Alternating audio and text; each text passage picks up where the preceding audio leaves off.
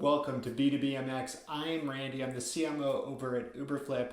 And I can't believe we're at this event, especially in this fashion, right? We're all at home, we're all working remotely. And it was just about a year ago that I remember I was still at events. I was at B2BMX in Scottsdale just before the pandemic really set in and the realities that we had to face. And as much as this year has been tough, there's been some good. I mean, one, I'm at home. You'll see pics of my kids in the background at times during this presentation, thanks to this format by Prezi. But other things, we've learned how to adjust how we do marketing. How do we go to market, but more so the speed in which we do marketing. And that's what I want to talk about today. I want to hit on this idea of the way we have to guide our buyer journey and the importance of speed every single step of the way. So we're going to hit on this idea of speed to market throughout today. But before I get into the marketing angle of it, I want to just kind of relate this to my everyday. And that's how I think. I try and relate every business problem to what I'm dealing with in my day-to-day. Now, a lot of us can relate to the following at the market, right? You've been there, you're at the checkout, you've filled your cart, and now you got a choice. Do you go to the right and take it on yourself? Do you go to the left and kind of, take your chances on how quick that line's going to flow? Now, I'll tell you how my mind works. I overanalyze everything. So let's start on the left here, okay? That lane checkout experience. These are the things going through my mind. It's like, how much is in that person's cart? How many layers are there? Is there going to be that nice, sweet old lady who's going to pay with pennies? You see all the ideas that we have to rationalize. And this is the same in our work life. We go through this every time we take on a task. Now, on the right-hand side, it starts to look entertaining. It looks fun. It's like, I got this. Tech's evolved a lot. I'm not going to have those scanning problems anymore. I can do this. And ultimately, to me, I go to the right because I want control. That's going to win for me every single time.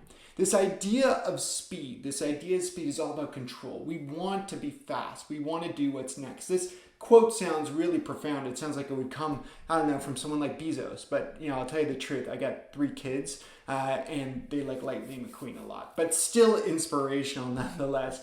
That said, Amazon without a doubt believes this too. And that's why we go to them, right? We go to them for speed. I can get that package literally the next day. And many companies have embraced speed as part of their mantra. Like, take a look at Facebook, right? This was Facebook's sexy way of approaching things. We're going to move fast and we're going to break things. Like Zuckerberg would get up there on stage and he'd say, this is our calling. We as a company, we're going to move forward. We're going to be disruptive. Now, as we all know though, and a lot of you I'm sure run big enterprises, big teams, you have customers who rely on you. Even Zuckerberg got a little less sexy over time. We're still going to move fast, but we're going to do so with stable infrastructure.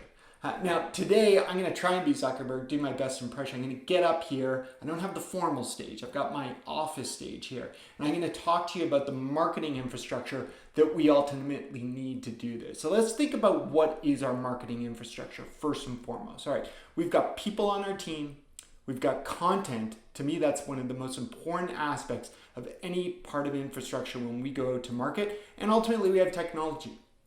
Those to me are the big 3 that I obsess over on my team all the time. Now, let's take that as we break through today and think about why speed matters. How do we influence speed on all 3 of those things? We're going to do this in 2 ways. One, we're going to talk about why it matters to your business, but ultimately as a business, we exist for the customer. So let's talk as well about why this matters for your buyer. But let's start off at the top. We're going to think about this for your business. I'm going to introduce an idea that I talk to my team a lot. It's this idea of a launch gap and how we can avoid or the risks of a launch gap. So let me break this down for you. We've got 2 X and Y axes here, of course, relevance and time. And we're ultimately trying to always optimize against these. When we go to market in any way, when we launch a campaign, we're trying to get the most opportunity. So when we think about opportunity, we think about the most potential. You kind of look in that top left there, right? Right there. That's where we want to optimize. That's where we want to grab the opportunity. So to do that, ultimately, we've got to launch on time. We've got to hit our target launch. Our target launch could be a product launch. It could be a campaign launch. All the different things that we're trying to get out the door in our organizations on a timely basis. Now, ultimately, you can see even when we launch right at the gate, we're not going to get every bit of market share because there's laggards out there and they're going to be slow. But in most cases, we can optimize and get the most opportunity if we launch quickly, right? An opportunity can be anything. Let's keep in mind, it can be pipeline. A lot of us in marketing, we're responsible for pipeline. It can be closing deals. I may have sales reps tuning in here now saying, Pipeline's great, but I got to actually show that revenue. As marketers, we got to do that too. Now, the other element I think this past year more than ever has been retention. So these are all things that we're trying to maximize by getting out to market quickly, right? Now, the problem is too often we miss that timeline, right? And you see this happen all the time. You pull out your hair, you get all frustrated. How could we have done better, right? Here's the impact though. When we miss that timeline, when we don't launch on time, this is a launch gap. It's that delta. And when you think about some of the things that are coming out of missing that timeline, let's look first off the lack of market authority. Number one, there's another competitor out there. If they get out on time, they're going to maximize. They're going to be first in mind as we go through this. The second is we're going to miss those pipeline targets. We're not going to be hitting our targets. And that's so painful because we know the pipeline that we hit now is going to influence perhaps the month or the quarter or the year ahead for us. Now, the last one, I think, again, with the focus that we have on embracing our customers, if we wait too long, it is too late. So we have to be mindful of launch gap, and we got to learn how to get things out on time. So let's break down 3 things that we can influence on a daily basis to really avoid these launch gaps. The ones we're going to look at: scope, control, and technology. Let's jump right into scope. I have been very guilty of this. I think all of us, if we take a step, will admit we overthink our projects, right? Projects come to us and we try and make them into something much bigger than they often need to be, versus sometimes getting that lean mindset, get it out the door. Let me show you what happens in most organizations, right? Day one, sales team comes to you and they're like, listen, we need the following. The following can be anything. It can be content. It can be some sort of pricing sheet. It can be anything that you need to get out the door. And if marketing has a bandwidth, we're right on top of it. We start it as quickly as we possibly can.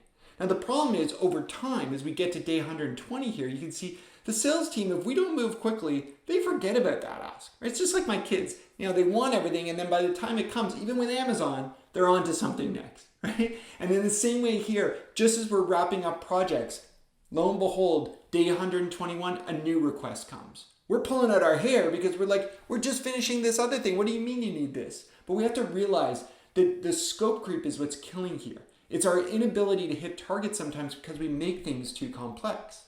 Now, what we need to do, we need to find ways to deliver on schedule, embrace what I call a cadence. Well, technically, it's not what I call. This is David Sachs at Craft Ventures. He's got a great blog post. You can find it out there that talks about how marketing can support that sales funnel, those revenue targets that we have. And it's working together with product, and it's finding ways, as he calls it, to have a marketing calendar. One that we can roll around and one that we can really strive to say, we're going to get things out the door on a timely basis. I'm not going to go through this in detail, but a great article. I really encourage you to check it out. Okay, so number one, we got to get that scope under control. The second thing is we need control, right? Now, when I say we, not just marketers, our sales teams, they need control. Let's walk through what happens on one of these sales teams requests. We're going to go more into details of one of them right now. And, let's start with the sales rep who just needs to respond to an account. As we know, as much as we have marketing activity, the salesperson's getting back to people, and they got to pull together this page of content. So to do that, the first thing they realize, I can't really do this with the CMS. We're not giving them access there. So they'll, promise to try and hack it together in some way for that account. And now they have to go find content. After that, they realize the content's existing, but it's on all these separate links, and you know how bad it is when we get an email with like 7 hyperlinks in there. We don't know where to click first. So now they're going to try and drop it onto some sort of page. Maybe marketing can eventually help them get this page created. And before you know it, it's complete. But the risk here is, how much time did we lose? That time loss is a launch gap. And the same thing happens as we think through a marketing experience. Right? Anytime we're trying to get content out the door, if we miss that opportunity because it's taking us too long to gather content, to organize content, we're creating a launch gap within our organization. Now, what we need to find ways to do is to put our customer-facing teams, marketers, sales, success, all these people, they need to be able to pull content for the customer in real time. And here's why. This is great data that comes from Gartner, and I love this study. What this looks at is the number of people who are actually doing research on their own versus just talking to your salespeople. The reason I like this version of data is we've seen other ones in the past where it's like 60% before they speak to sales. we have to realize they're still doing their own research after they talk to sales. They're going to your competitor, they're checking out. So to me, this is simple math. If I can get my team at least 9% of the time, half that time that they talk to vendors, if I can get them the majority of that, I just have to get them a lot of the content and research time. One should be correlated to the other. So that's what control is all about. The question is, how do we accomplish this so that we can put the right content in front of people at the right time? So that's where I want to talk about technology for a moment. And you're looking at these two scenes on either side here. I'm squeezed in the middle. And you're probably getting a little nostalgic. If we think about the balance of using a typewriter versus using a computer, the computer wins. I mean, there's some nostalgia on the left. But to me, the way I think about it on a daily basis when I'm doing work is, how do I get by versus how do I kick ass? Yes, I could figure out how to make the typewriter work again. But why? Right? There's so much amazing technology that we can bring in to help us do our work better. I want to walk you through a few examples. These are some of the things that, like, if I really had to be hacky, if I was at an early stage startup, I could get by with this stuff, right? I have my spreadsheet, I have my email service provider, something like a MailChimp, really cute, really fun. Gmail's great. I can do amazing things with Gmail, and even my CMS. I'll get in there, I'll figure it out. But as we scale, as we said, we need to kick ass. And you can see that every one of these solutions has a way to step it up. Whether that's using a marketing automation platform, whether that's using amazing solutions like SalesLoft and Outreach to create better cadence with our sales reps. And when it comes to content, we'll look at what a content experience platform can do a little today. So to do that, I want to give you a bit of a framework for technology. And this is the way I approach most problems that we're trying to solve on a daily basis. I simplify it, right? I look at, we've got to guide the customer, and the first thing we need to do, we need to understand who we're going after, so we need some data. Once we have data, then we move on to this mindset of what are the channels that I'm going to be able to get to those people most effectively on. And if I do get to them, where am I going to send them? What are those destinations? Now, these are high-level ideas, but when you start to think about this, say using something like account-based marketing, we realize this is the same thing as saying, how do I identify, attract, and engage my audience?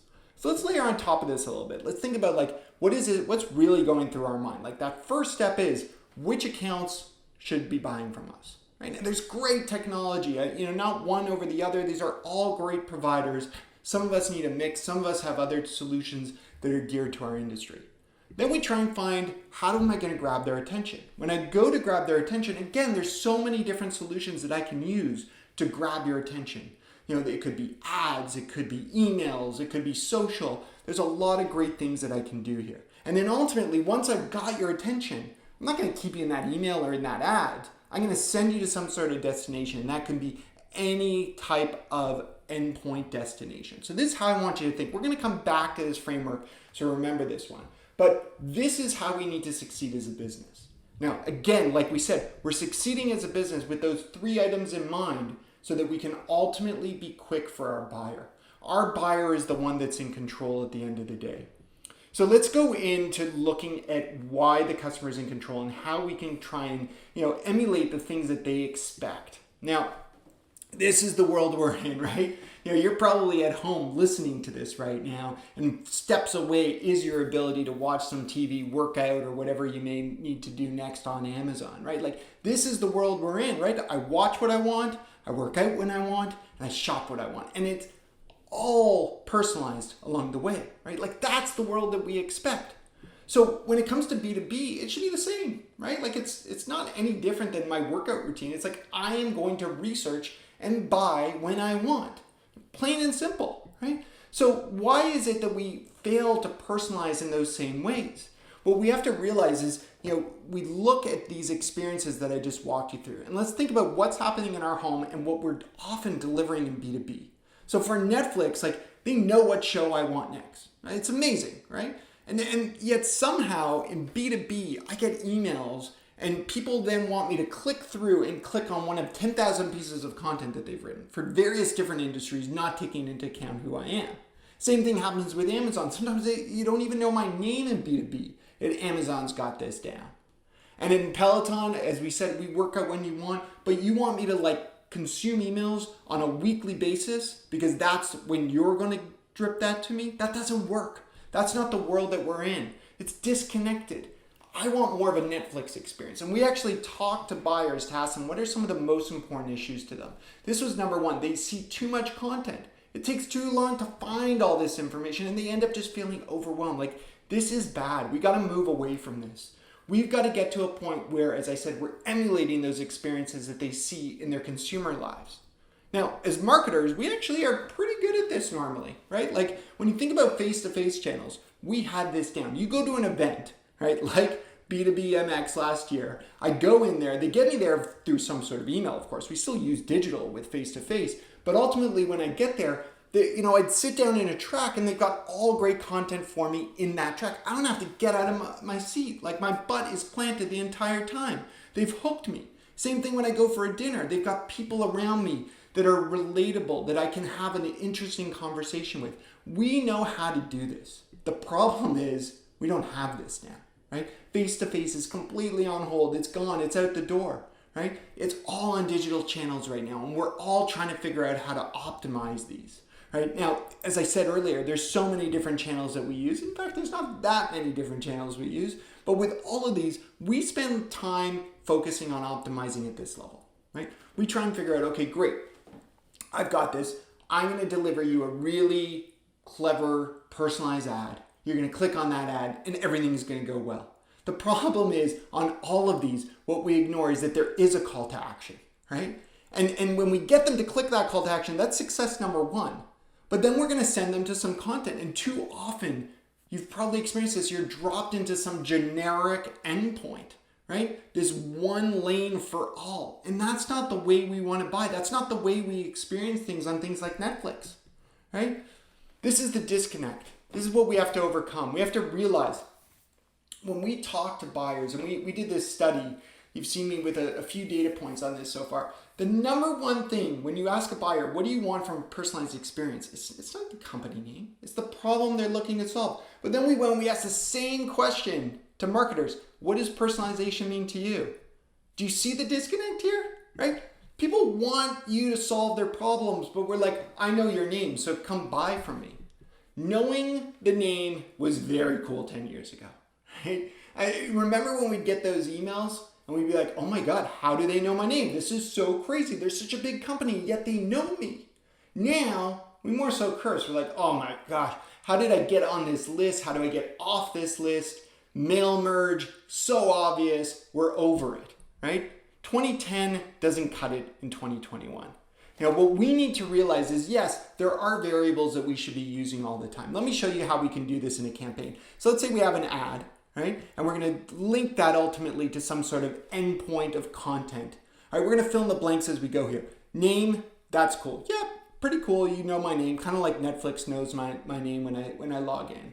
All right. Now you can start throwing things like my role. All right, I know how you do this. My company name, all this stuff is basic. Industry starts to be a little cooler when we see this stuff these days. Now you're trying to give me more visual aid to show that you understand the space that I'm coming from. But the real part that we want is this. It's the content.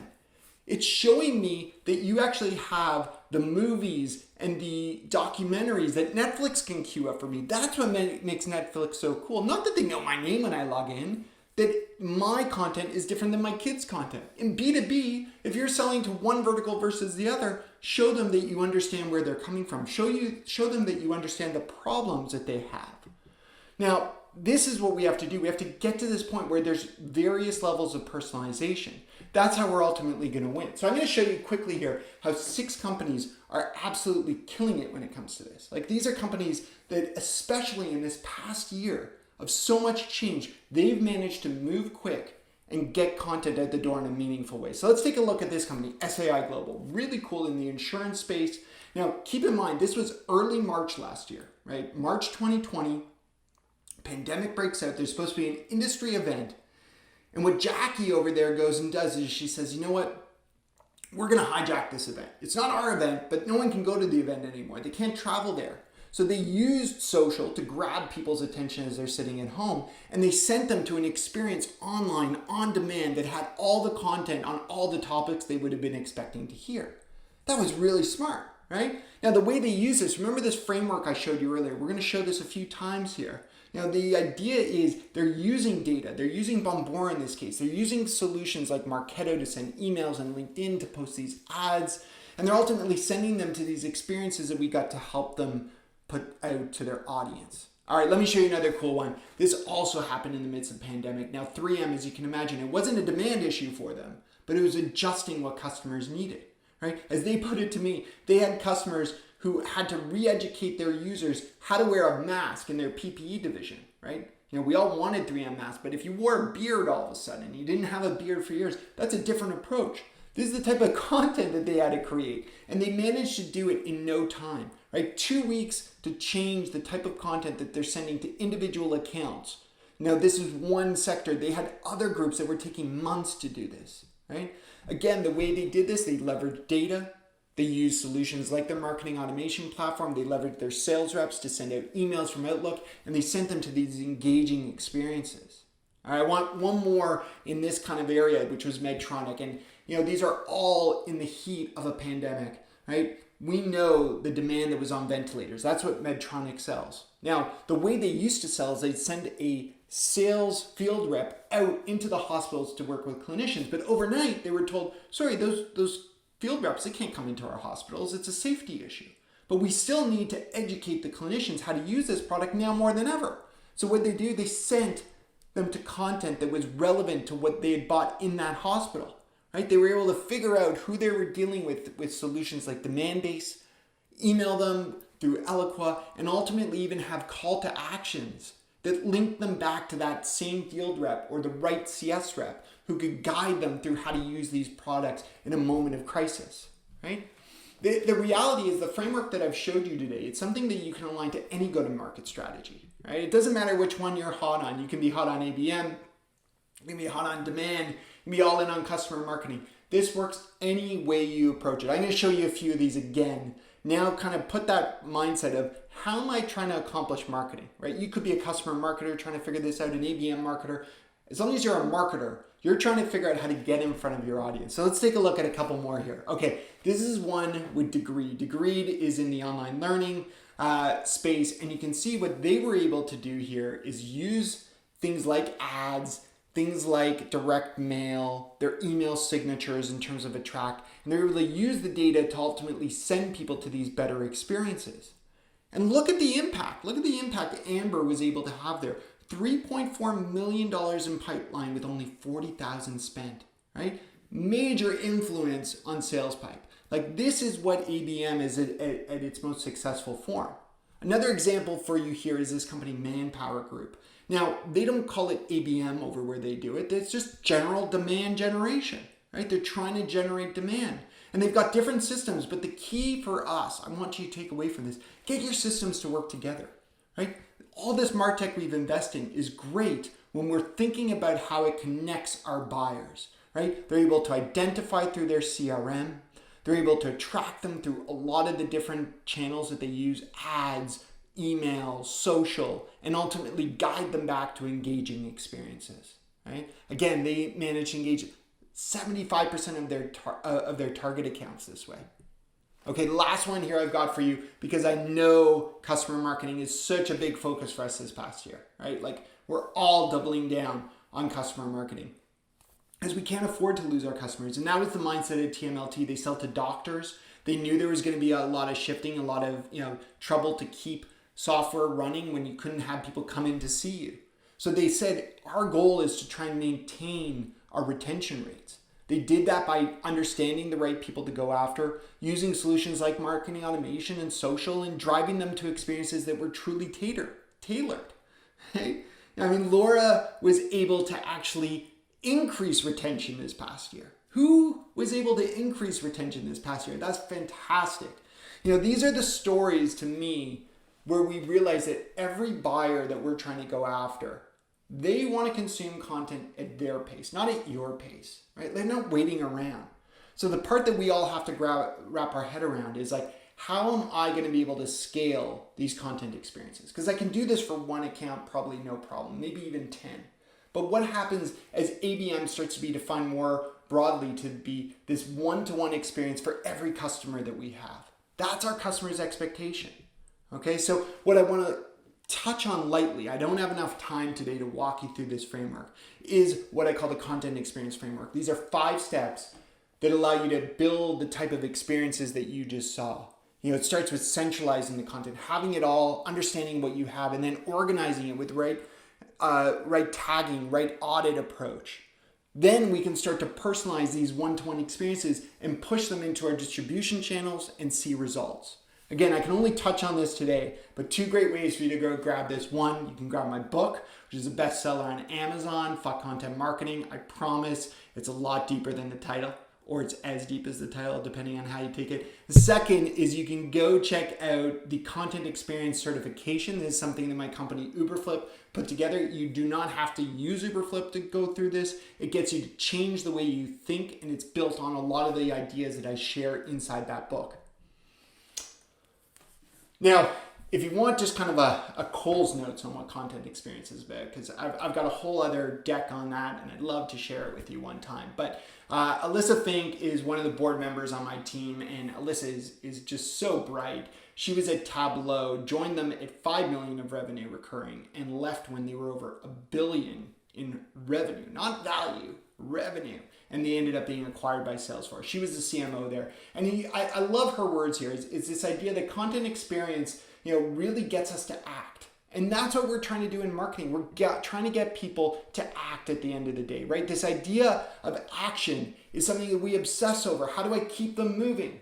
It goes right in line with speed. And the reality is all of our buyers are telling us, if you want me to move quickly, right, then you got to give me the content that's relevant to my needs, right? That's what's going to win for you, right? But the question for us that we get overwhelmed, right? It's understandable. How do we respond? How do we respond not in the old school ways of 2020 where it's like 2010 where I know your name, more so in 2021 where it's like I can actually deliver you the content that you're looking for. That's going to keep you around. That's going to keep you moving faster. Now I want to take you back to this. Remember we started here. We're at that lane checkout. We're trying to figure out which way to go. I mean, some people still go to the left. Personally, as I said, I go to the right, because I want to be in control. But, in the last year, I've actually realized I'm not even doing this anymore, right? This is what I'm doing. I'm just opening up my phone, right? I jump on my phone. I open up in Instacart. Why? It's faster. It's personalized. They know what kind of food I've ordered in the past, right? They're able to get it to me quickly. They even obsess of telling me, here's how much time I saved you. They know that time is one of the most important things to me at the end of the day. Now, what we have to realize is that we are bound by the same expectations as a consumer, right? Like all of us were consumers. I spoke to a really bright marketer a couple weeks back, and he said to me, this mindset of the future is the enterprise consumer, right? Because we're at home, we're using all these different solutions. And at the end of the day, we need to be able to adjust because our buyers will not wait, right? They want speed. And if we don't give them speed, we know the risk now. They're going to leave. They're going to go to your competitor.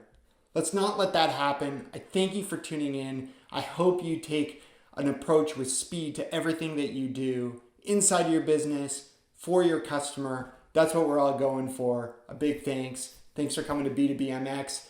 Big thanks to the team there for letting me be a part of this virtual event. Hope next year we're together in person.